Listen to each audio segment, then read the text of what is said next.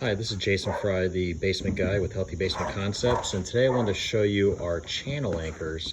So normally we have a wall anchor, a plate. There's a rod right here that we drive out in the yard about 8, 12, we can go max 24 feet. And we put a plate on the outside of the earth to hold the wall back.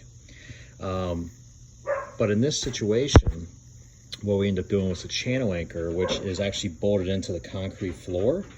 And what I found is by having the whole wall here basically supported with the support and bolted to the floor, when I adjust this up top, there's more leverage here for me to be able to push this wall back, as opposed to just having a bracket here, about a 16-inch by about 12-inch wide plate that's on the wall in this area to hold the wall here. Now we got the whole wall right here supported. Another reason why we did the channel anchors here, or even the wall anchor, is this homeowner has some air ducting here that's right up against the foundation wall, pretty close to it, and she did not want to remove that.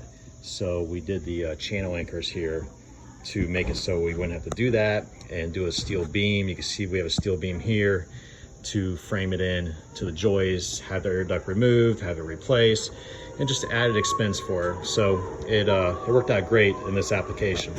Thank you.